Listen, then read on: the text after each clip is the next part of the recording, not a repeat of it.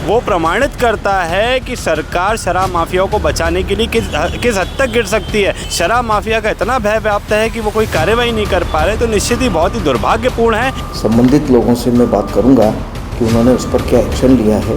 नीमच के चर्चित अशोक अरोरा उर्फ अशोक गंगानगर के खिलाफ एक शिकायती आवेदन, जी हां, एक शिकायती आवेदन जो कि अखबार में प्रकाशित किया गया था, उसे लेकर अब जो मामला है बेहद ही ज्यादा गर्माता जा रहा है। इसे लेकर कांग्रेस ने यहां पर प्रदेश की कानून व्यवस्था पर सवाल उठाया है और यहां पर प्रदेश के उप मुख्यमंत्री यानी कि जगदीश देवड़ा ने क्या कहा है आपको विस्तार से बताऊंगा।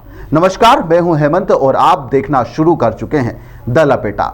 आप सभी को याद ही होगा कि हमारे द्वारा यहां पर जो पिछला वीडियो बनाया गया था उसमें हमने आपको बताया था कि किस तरह से नीमच में धनराज चौधरी नाम के शख्स ने 18 तारीख को दैनिक भास्कर अखबार, जी हां, जाना पहचाना अखबार, उसमें बाकायदा एक विज्ञापन देकर अशोक अरोरा उर्फ अशोक गंगानगर पर बेहद ही ज्यादा संगीन आरोप भी लगाए थे। आरोप थे कि यहां पर जो अशोक गंगानगर है ना केवल यहां पर शराब माफिया है बल्कि कई जमीनों पर उसके द्वारा यहां पर कब्जा कर इलाके का सबसे बड़ा भूमाफिया बनकर वह बैठा हुआ है। यह पूरी खबर आप इस चैनल पर देख भी सकते हैं, हमने इससे पहले इसको प्रकाशित करा था, लिंक इस खबर की डिस्क्रिप्शन में भी आपको मिल जाएगी। अब जो बात करते हैं शिकायत की या हमारी खबर पर आए हुए कमेंट की, जो यह बताता है कि अशोक गंगानगर का इलाके में कितना जबरदस्त खौफ है। कांग्रेस इसे लेकर यहां पर प्रदेश में जो लाचार कानून व्यवस्था है उसे इसकी बानगी भी बता रही है। देखिए, मध्य प्रदेश की शराब माफिया से पीड़ित एक और व्यक्ति ने अब राष्ट्रपति और प्रधानमंत्री से गुहार लगाई है। मध्य प्रदेश के हर एक प्लेटफॉर्म पे वो अपनी शिकायत कर चुके हैं, वो चाहे मंत्री हो चाहे अधिकारी हो, हर उस पे जाके वो शिकायत कर चुके हैं, कहीं भी उनकी सुनवाई नहीं हो रही है। आज पीड़ित ने अखबार के माध्यम से समाचार प्रकाशित किया, विज्ञापन प्रकाशित किया और आरोपी के खिलाफ में बहुत सारे तथ्य उजागर किए। वो प्रमाणित करता है कि सरकार शराब माफियाओं को बचाने के लिए किस हद तक गिर सकती है कि मंत्री महोदय और सरकार कोई कार्रवाई नहीं करना चाहती, अधिकारी कोई कार्रवाई नहीं करना चाहते और आबकारी में तो भय है। शराब माफिया का इतना भय व्याप्त है कि वो कोई कार्रवाई नहीं कर पा रहे, तो निश्चित ही बहुत ही दुर्भाग्यपूर्ण है।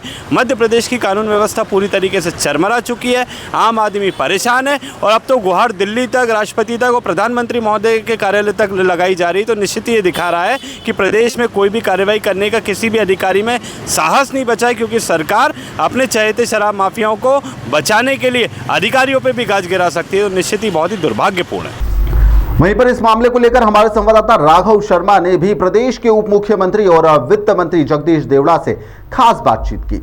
अशोक अरोरा और गंगानगर की इस समय बहुत चर्चा है। नीमच शहर का रहने वाला है, उसकी शिकायत धनराज चौधरी ने की है राष्ट्रपति महामहिम को। जाकर प्रधानमंत्री को भी लेटर लिखा है, गृह मंत्री को भी लेटर लिखा है, मध्य प्रदेश सरकार के सीएम जगदीश देवड़ा को भी ये विषय अवगत कराया गया है, लेकिन अभी तक कोई कार्रवाई नहीं हुई है।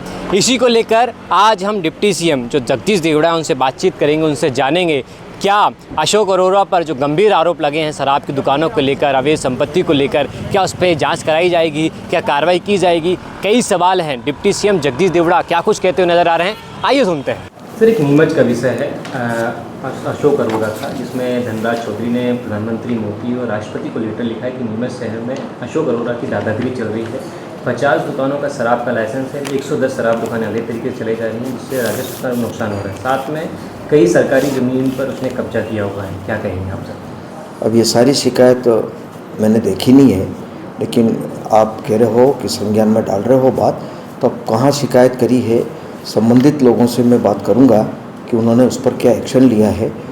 तो विभाग अगर इसमें कुछ गड़बड़ी होगी तो विभाग बात करेगा। सर, 2023 में शिकायत की और बाकायदा हेरिटेज की जानकारी ली गई है नीमच शहर से। उसके बाद उन्होंने प्रधानमंत्री और राष्ट्रपति को लेटर लिखा 1 साल बाद। तो क्या अब तक बहुत चीज़ें नहीं आ पाई? भाई, मेरे पास अभी तक इस प्रकार की कोई शिकायत प्राप्त हुई नहीं है। जहाँ शिकायत उन्होंने की होगी, संबंधित जिले के कलेक्टर होंगे, उनने क्या उस पर एक्शन लिया है, मैं उन सब लोगों से बातचीत करूँगा, उसके बाद ही मैं कुछ कह पाऊंगा। जगदीश देवड़ा ने साफ कहा कि वह सभी शिकायतों की जांच करवाएंगे। वैसे तो आबकारी विभाग उन्हीं के तहत आता है। इल्जाम ठेके में घपले घोटाले का भी लगा है। उम्मीद की जाना चाहिए कि जो जांच होगी वह मुकम्मल भी होगी और वक्त पर होगी। इस खबर पर हमारी लगातार नजर बनी रहेगी। आगे भी कोई अपडेट आएगा तो इस खबर को लेकर हम देंगे। इसी बीच कुछ कॉलर्स ने हमें फोन कर यह भी बताया कि अखबार में जो विज्ञापन देकर इल्जाम लगाने वाला है धनराज चौधरी, जिसे आपने शुरुआत में देखा भी होगा, उसका भी एक क्रिमिनल रिकॉर्ड रहा है। अगर ऐसा है तो पुलिस को इसकी भी निष्पक्ष जांच करनी चाहिए। वहीं पर इस जो आरोप लग रहे हैं इन सब मामले को लेकर अशोक अरोरा ने अभी तक अपना किसी भी प्रकार का कोई भी पक्ष नहीं रखा है। बहरहाल इस खबर के बारे में आप अपनी प्रतिक्रिया हमें जरूर दीजिएगा। बेहद धन्यवाद। फिलहाल के लिए इस खबर में इतना ही। आप देखते रहिए द लपेटा।